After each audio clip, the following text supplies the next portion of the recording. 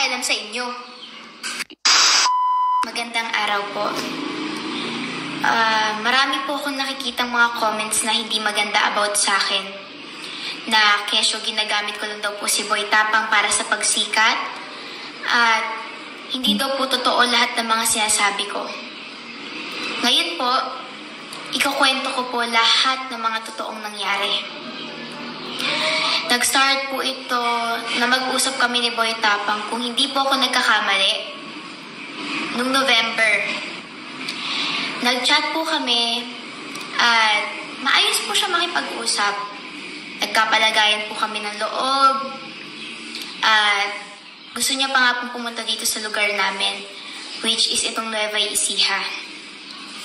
Ngayon po, habang tumatagal, nag-uusap pa rin po kami at dumating po sa punto na nanligaw po sa akin si Boy Tapang. Kung susuriin po natin, sa mga nagko-comment po na hangad ko lang po ay magpasikat, sana po noon pa lang sinagot ko na po si Boy Tapang. Pero hindi po eh. Hindi po ako ganong klaseng babae na hangad lang ay sumikat at manggamit. Hindi po ako ganon, hindi po ako yung tipong babae na ganon. So, bakit nga ba humantong sa ganitong sitwasyon? So, sasabihin ko na po sa inyong lahat. Lahat ng katotohanan. Unang-una po, pumunta po ako ng Cebu para sa promotion. May kumuha po sa akin doon na gadget store, isang sikat na gadget store sa Cebu para kunin ako. So, yung may-ari po ng gadget store na yon, naghahanap po ng mga vloggers sa Cebu. Kesyo, kaibigan ko nga po si Boy Tapang at wala naman po kami samaan ng loob. Chinat ko po siya. Ako na po mismo ang nag-chat sa kanya.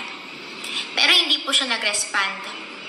Ngayon po, habang tumatagal, habang nasa Cebu pa rin po ako, nagulat po ako nag-chat sa akin si Boy Tapang. At nag-aayang makipag-collab. So, pumunta po ako noon dahil wala naman pong issue. At nandun po si Cherry White noon. Andun po lahat ng team niya. Pumunta po kami doon, kasama ko po si Isaac, si Sabaw. Ngayon, nag-collab po kami at inaya po ako mag-collab ni Boy Tapang. Ayan na.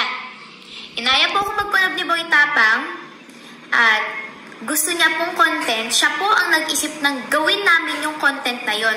Pero bago namin gawin yung content na yon, sinabi ko sa kanya na baka magalit si Cherry White. Pero anong sabi niya? Hindi daw po siya magagalit. Kaya umagrit po ako. Ginawa ko po. Kasi po sinabi naman niya wala daw magagalit eh. So ginawa ko po. Nag-content na po kami noon. Naging maayos po yun. At actually po, nung nagkita po kami ni Cherry White, iba na po yung pakikitungo niya eh. I mean, para sa akin, bilang babae, mararamdaman ko po yun. Mararamdaman mo yun. Iba na po yung pakikitungo niya sa akin, pero hindi ko po pinansin. Nag-picture pa nga po kami yan eh. So, kinabukasan po, nag-upload po si Sabaw ng behind the scene. Hindi pa po ako nag-upload nun ha. Nag-upload po siya. At ngayon, madaling araw, 2 a.m. Kung gusto niyo po ng proof, i-comment ko po dyan sa comment section. Madaling araw, tumawag po sila sa akin, tawag ng tawag sila, pero hindi ko sinasagot. Tumawag sila sa akin, naalipungatan pa po ako nun. Sinagot ko, pero ano bungad sa akin? Mura. Mura po yung bungad sa akin. Sabi po sa akin, basta sobrang nakakalungkot lang. Kasi po, bigla akong mumurahin ng hindi ko alam yung dahilan. Sasabihan ako ng malandi. Buong pagkatao ko po, ngayon ko lang po naranasan yung ganitong sitwasyon. Actually po, ayoko po ng gulo. Ayoko po mangyari to. Kaya, nung madaling araw na tumawag po sila sa akin, galit na galit sa akin si Cherry White. Rinig na rinig ko yung pag-aaway nila. Hindi ako nagsalita ng hindi maganda sa kanila. Sabi ko sa kanila, wala akong ginagawang mali. Ayaw nila ipapost yung video. Pero bakit? Walang mali sa ginawa ko. Unang-una sa lahat, sino ang nag-isip ng content na yon? Si Boy Tapang. Sino ang nag-ayang makipag-collab? Si Boy Tapang. Kaya wala akong maling ginagawa doon. Tapos ngayon, mumurahin ako? Sasabihan ako ng malandi? Aba, hindi tama yun. Bilang babae, hindi po ako titigil. Hindi po ako magsasalita ng ganito. Kung hindi po totoo yung mga sinasabi ko. Pero bilang babae po, nakaka-insulto. Sa totoo lang po, nung araw na yon, mura sila ng mura, nadamay pa ako. After ng tawag na yon, pinatayan ko na po kasi sobrang sakit na ng mga salita. Kahit tanungin nyo man sila, wala ako sinabing hindi maganda sa kanila. Ngayon, nag-chat ako kay Ronnie, aka Boy Tapang. Sinabi ko sa kanya mismo, Ronnie, bakit ganyan? Anong ginawa kong mali? Wala naman akong ginawang mali. Hindi ko po kasi alam yung ginawa ko. Bakit bigla akong minura at sinabihan ng malandi? Diyos ko. Alam mo,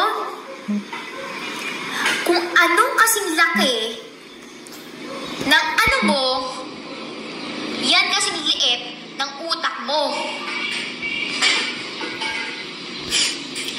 Diyos ko, maliit na bagay pinapalaki mo. Hindi ko naman nilandi.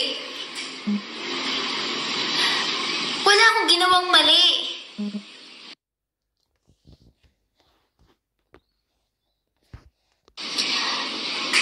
Kaya wala silang karapatan para murahin ako at sabihin ng hindi maganda dahil wala akong ginawang mali.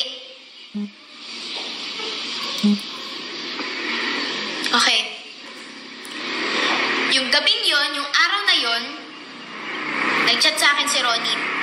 Umalis daw siya sa bahay ni Cherry White. Saan siya pumunta? Sa Makati. Nasa Cebu pa ako nun. Pumunta si Ronnie, aka Boy Tapang, sa Makati. Ngayon, kinabukasan yung flight ko nun. Tapos anong gusto niyang gawin? Babayaran niya yung ticket ko.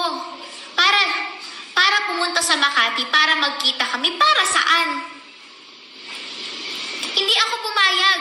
Tinanong ko siya, bakit mo i-refund yung ticket ko? Bakit mo babayaran yung ticket ko? Tumawag siya ng tumawag sa akin. Pero kung gusto niya ng proof, papakita ko sa comment section para hindi ako yung nagmumukhang masama dito. Kasi parang nakikita ko sa comment section, parang ako yung may mali. Parang ako yung nanlandi. Hindi po ako ganung babae. Hindi po ako manggagamit ng tao para sumikat. Hindi ko po isasakripisyo yung buhay ko para sa taong hindi ko naman mahal para sumikat. Kaya sa mga nagko-comment po dyan na hindi maganda sa akin, tigilan nyo na ako. Kasi until now, hindi pa rin sila tumitigil eh. Gusto nilang ipa-delete yung video? Guys, hindi ko i-delete yung video. Walang mali sa ginawa ko. Walang mali. Tapos eto pa. Okay, dahil nandito naman din naman tayo, pati na lang natin ibukin lahat, di ba? Nag-chat na naman siya sa akin madaling araw, si Cherry White.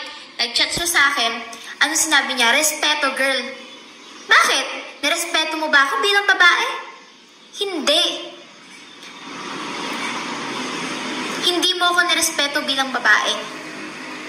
Kaya bakit ka pa re-respetuhin? Kaya walang dahilan para i-delete yung video. Dahil wala akong masamang ginagawa. Kayo ang may masamang ginagawa. Kaya tigilan nyo na ako. Dahil hanggang ngayon, kulit pa rin kayo ng kulit sa akin. Ayaw nyong maglabas? Kasi bakit? Kasi wala kayong mailalabas. Wala kayong mailalabas na katotohanan. Kaya please lang, Cherry White, Boy Tapang, tigilan nyo na ako. Huwag nyo na akong i-chat. Anyways, ayan, sinabi ko na po sa inyo yung totoong nangyari at kung maniniwala po kayo sa akin at kung hindi kayo maniniwala sa akin, nasa sa inyo na po yan. Thank you na lang po.